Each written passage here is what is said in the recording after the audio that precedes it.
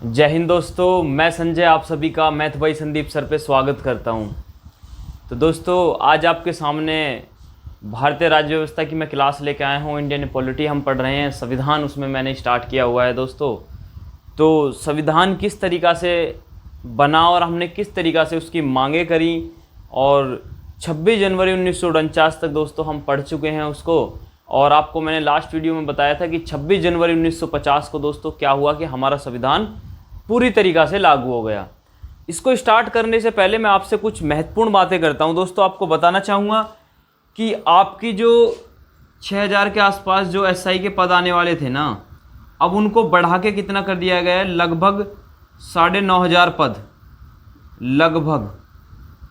तो दोस्तों आपको लगभग 9500 पद आने वाले हैं यूपीएसआई के। तो इससे अच्छा मौका, इससे अच्छी गोल्डन अपॉर्चुनिटी जो एसआई की प्रिपरेशन कर रहे हैं या फिर जिन्होंने ग्रेजुएशन कर ली है, तो मुझे नहीं लगता कि इससे अच्छा मौका कभी एसआई बनने का होगा।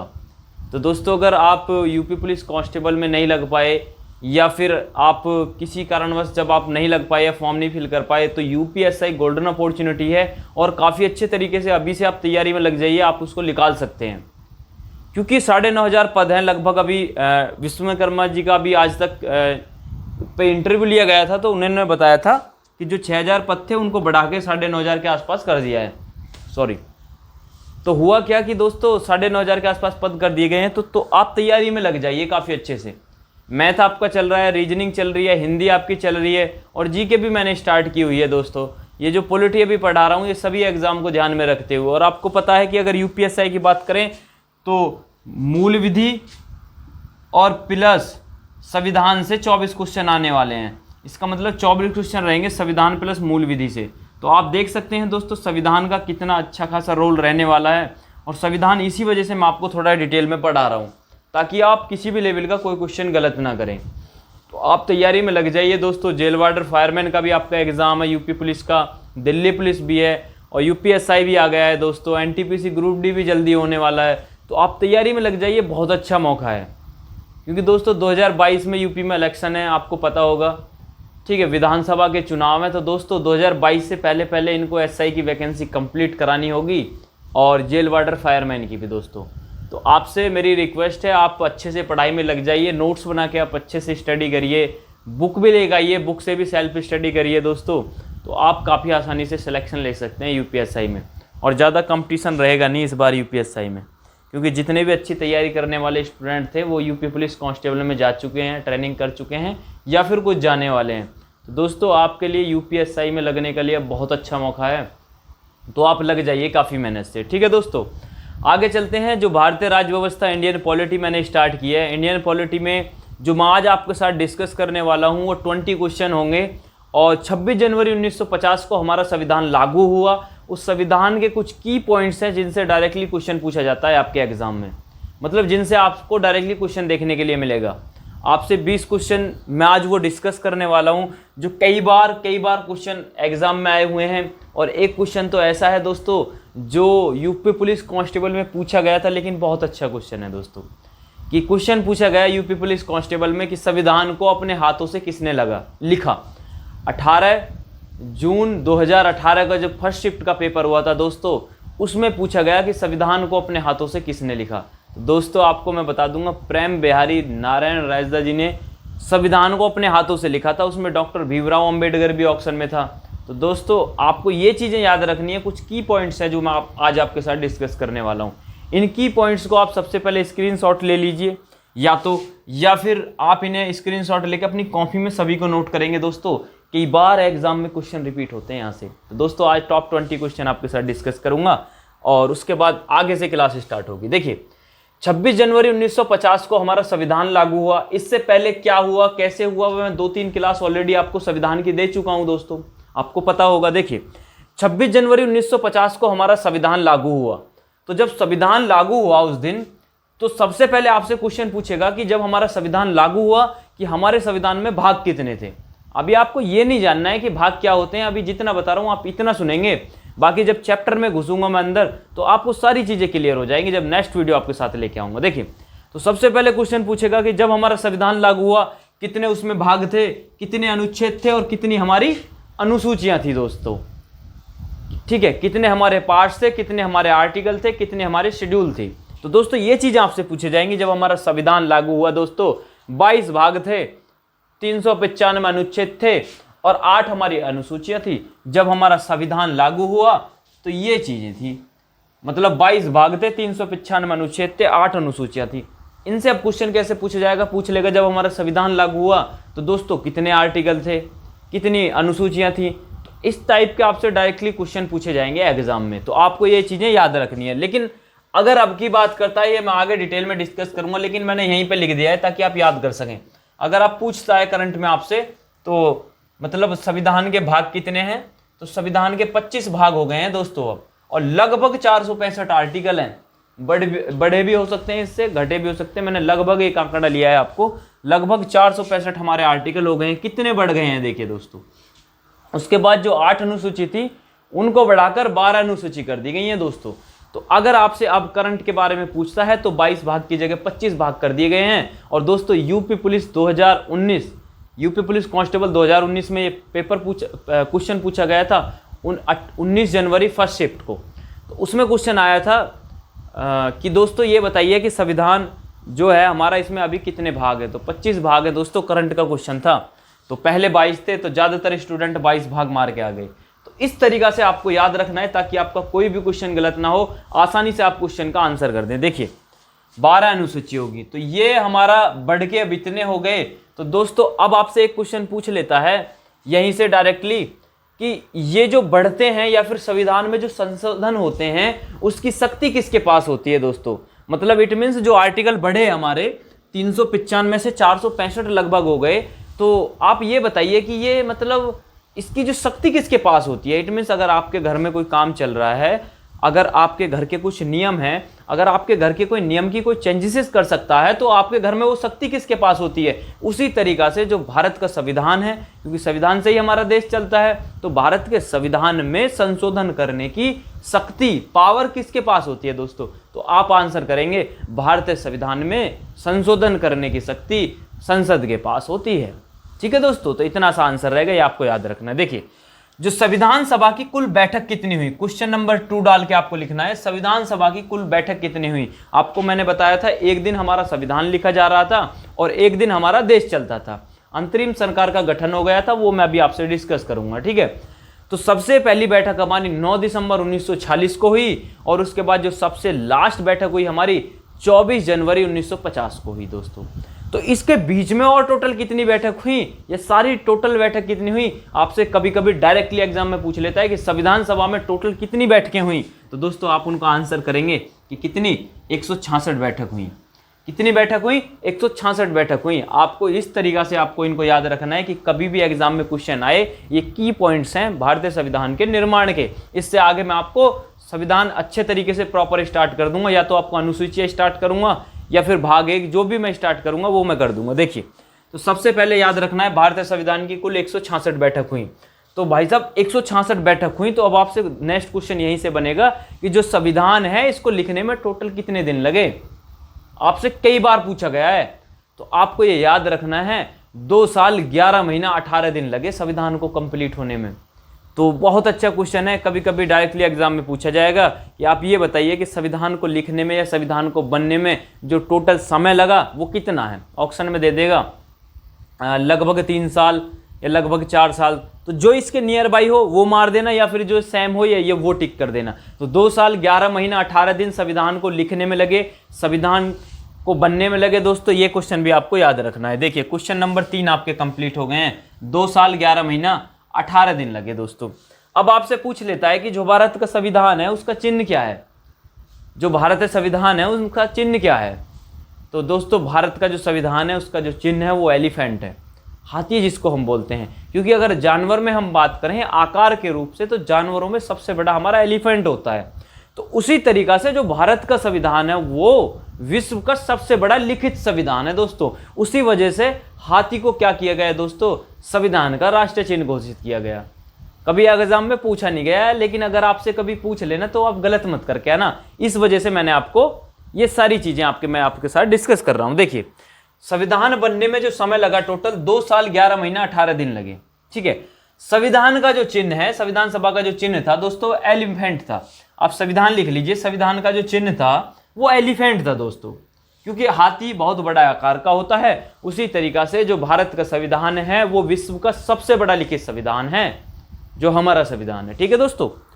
उसके बाद अगला क्वेश्चन आता है, बहुत ही अच्छा क्वेश्चन है, आप इस पे इंपोर्टेंट डाल सकते हैं दोस्तों। एक बार पूछा जा चुका है यूपी पुलिस कांस्टेबल में, तो मुझे आशा है कि ये एसआई में भी रिपीट हो सकता है क्वेश्चन, क्योंकि जब यूपी पुलिस का पेपर हुआ था तो ये क्वेश्चन पूछ लिया गया था 18 जनवरी फर्स्ट शिफ्ट को, 18 जून को 2018 में। तो दोस्तों उस समय पे क्या हुआ कि 90% क्वेश्चन मतलब जो स्टूडेंट थे इसको गलत मार के आ गए, क्योंकि प्रेम बिहारी नारायण रैसदा कभी संविधान में नाम ही नहीं सुना, उनको बताया ही नहीं गया कभी। तो आपको ये चीज़ याद रखनी है, कभी भी आपसे पूछ लेता है डॉक्टर भीमराव अंबेडकर ने नहीं लिखा अपना संविधान हाथों से। दोस्तों डॉक्टर भीमराव अंबेडकर ने प्रारूप समिति के अध्यक्ष थे, वो मतलब प्रारूप दिया वो थे, और उनके साथ 6 मेंबर थे, अभी मैं आपके साथ डिस्कस करूंगा। तो डॉक्टर भीमराव अंबेडकर को आप संविधान अपने हाथों से उन्होंने नहीं लिखा है दोस्तों, प्रेम बिहारी नारायण रैसदा जी हैं, इन्होंने संविधान को अपने हाथों से लिखा है। बहुत महत्वपूर्ण क्वेश्चन है, शायद ही आपको ये पता होगा, शायद बुक में भी ना मिले आपको, लूसेंट पढ़ लेना या कोई भी बुक पढ़ लेना, लेकिन मैं आपको मतलब अच्छे तरीके से पढ़ाने की कोशिश कर रहा हूँ, ताकि अपनी तरफ से मैं 100% दे रहा हूँ, ताकि आपका कोई क्वेश्चन गलत ना हो।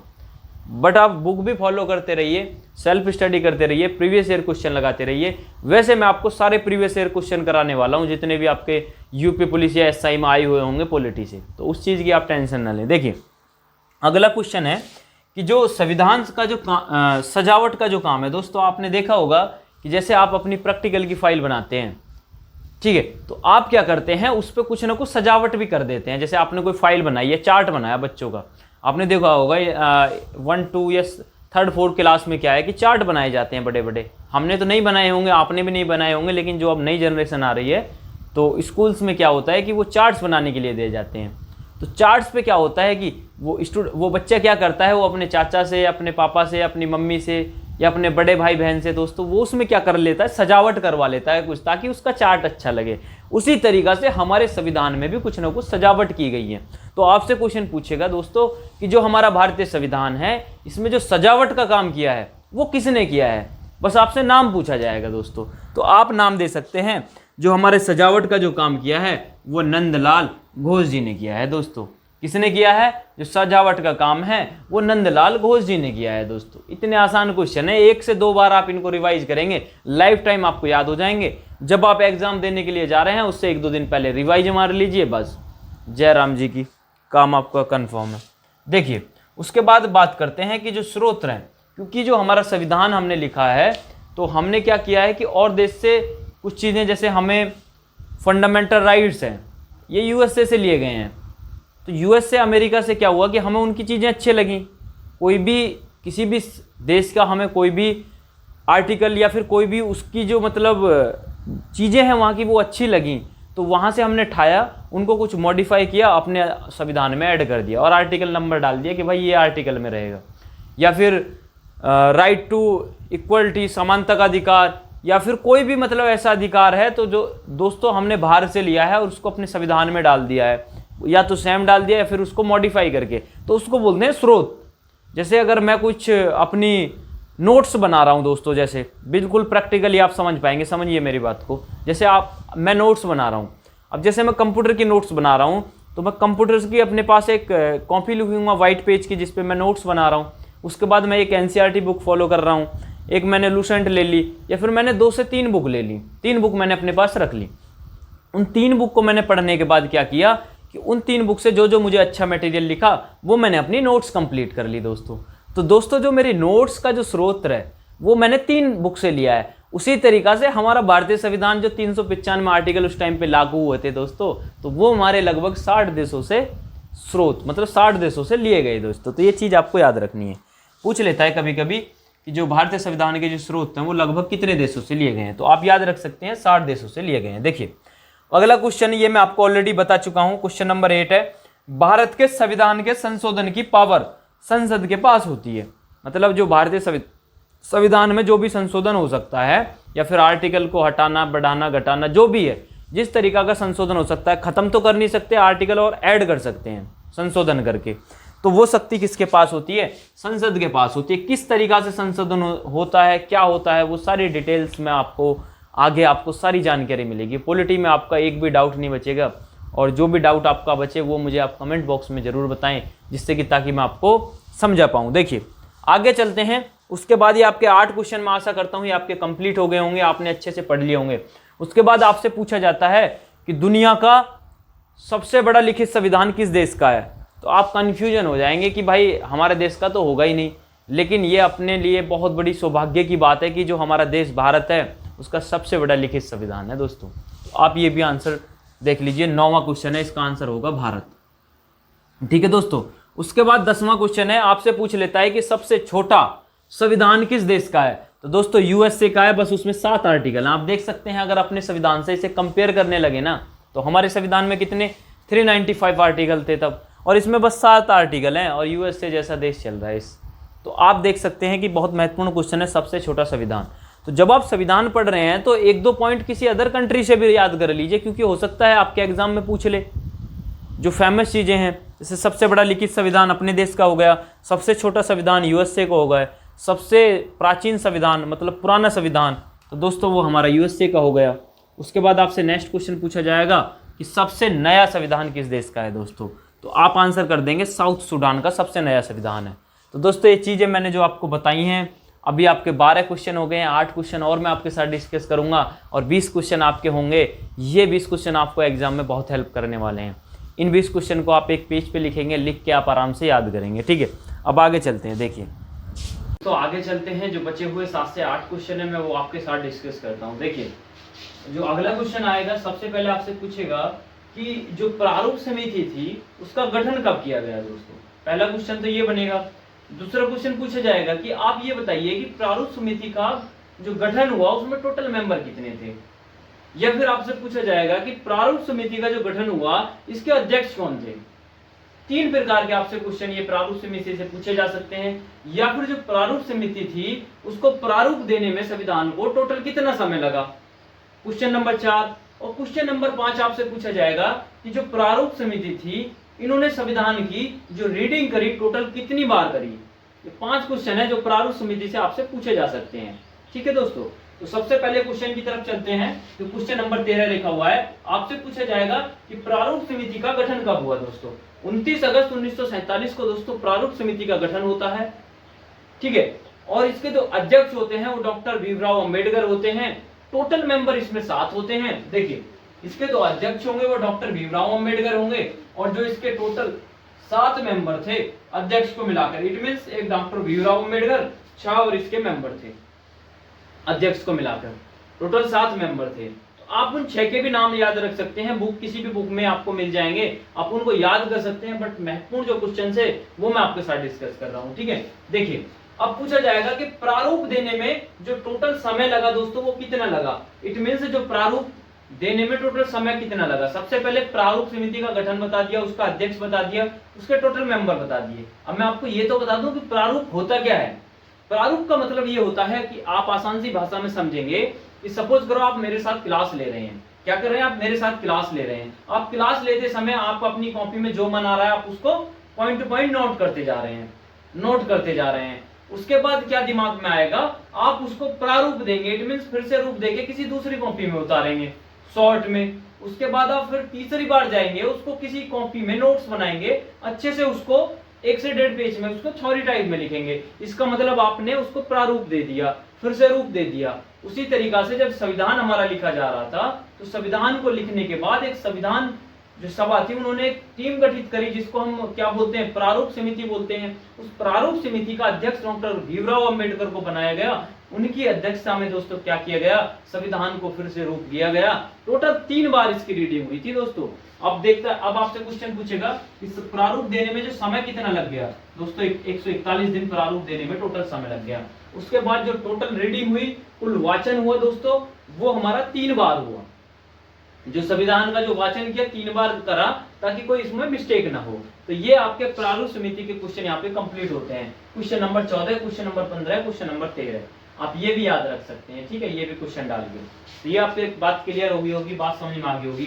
उसके बाद एक क्वेश्चन आपको दिमाग में उठ रहा होगा, जब संविधान का इलेक्शन हो गया, संविधान सभा ने संविधान को लिखना स्टार्ट कर दिया दोस्तों, एक दिन तो हमारी संविधान की बैठक होती, 166 कुल बैठक हुई, मैंने अभी आपको बताया है कुछ ही देर पहले।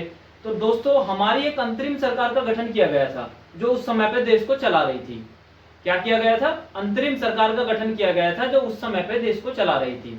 तो अब आपसे पूछा जाएगा कि जब अंतरिम सरकार का गठन हुआ तो मंत्रिमंडल के जो प्रमुख थे वो कौन थे, या फिर हमारे रेल मंत्री कौन थे, या फिर हमारे वित्त मंत्री कौन थे। तो इस तरीका के क्वेश्चन आपके एग्जाम में देखने को मिलते हैं, डायरेक्टली आपसे पूछे जाते हैं। देखिए, अगर हम बात करते हैं सबसे पहले हम बात करते हैं अंतरिम सरकार का गठन कब हुआ। 2 सितंबर 1946 को दोस्तों, 2 सितंबर 1946 को अंतरिम सरकार का गठन हुआ। और इस अंतरिम सरकार का जो गठन हुआ, इसके मंत्रिमंडल के जो प्रमुख थे दोस्तों, वो हमारे जवाहरलाल नेहरू जी थे। ये बात आपको याद रखनी है, ठीक है। उसके बाद मंत्री के जो पद थे वो बहुत सारे थे, लेकिन मैंने आपको 4 से 5 पद यहाँ पे लिखे हुए हैं जो अति महत्वपूर्ण है, जिनसे आपसे क्वेश्चन पूछे जाते हैं। देखिए, अगर हम सबसे पहले बात करते हैं विदेश मंत्रालय या फिर राष्ट्रमंडल संबंध, इट मीन्स इसके जो मंत्री कौन थे, विदेश मंत्री कौन थे हमारे, आपसे पूछ लेता है कि हमारे विदेश मंत्री कौन थे जब हमारी अंतरिम सरकार का गठन हुआ। तो पंडित जवाहरलाल नेहरू जी के पास हमारा विदेश मंत्रालय था। अब आपको कमेंट बॉक्स में ये बताना है कि हमारे प्रेजेंट में विदेश मंत्री कौन है। जरूर आप रिप्लाई करना दोस्तों, आपसे करंट के भी पूछे जा सकते हैं कि अब हमारे वित्त मंत्री कौन है, या फिर हमारे रक्षा मंत्री कौन है, या फिर हमारे क्या बोलते हैं उसे वित्त मंत्री, रेल मंत्री, या फिर विदेश मंत्री। इन सभी के आपसे करंट में भी पूछा जा सकता है कि 2020 में कौन है, ठीक है दोस्तों। तो इस तरीका से आपको याद रखना है। देखिए, उसके बाद विदेश मंत्रालय आपको बता दिया, राष्ट्रमंडल संबंध बता दिया जवाहरलाल नेहरू। उसके बाद तो नेक्स्ट क्वेश्चन पूछा जाएगा आपसे, रक्षा मंत्री कौन थे। सरदार बलदेव सिंह जी हमारे रक्षा मंत्री थे दोस्तों। उस समय पे जब अंतरिम सरकार का गठन हुआ, हमारे रक्षा मंत्री कौन थे?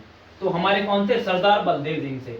सभी से मेरी रिक्वेस्ट है, जितने भी मेरे भाई बहन, ठीक है, इस वीडियो को पूरी देख रहे हैं, जो भी यहाँ तक आया है दोस्तों, इसके आंसर आप मुझे जरूर करें कि जो प्रेजेंट में विदेश मंत्री कौन है, प्रेजेंट में रक्षा मंत्री कौन है, प्रेजेंट में हमारे कृषि मंत्री कौन है, प्रेजेंट में हमारे वित्त मंत्री कौन है, प्रेजेंट में हमारे रेल मंत्री कौन है।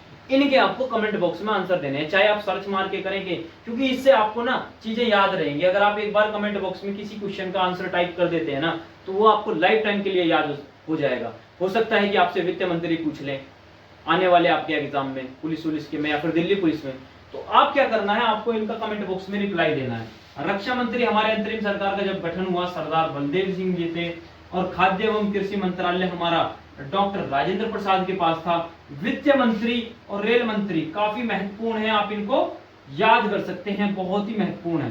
तो वित्त मंत्री हमारे लियाकत अली खान थे दोस्तों, और रेल मंत्रालय किसके पास था? अशरफ अली के पास था। तो दोस्तों ये जितने भी मंत्री पद मुझे महत्वपूर्ण लगते थे, मैंने वो आपको बता दिए हैं।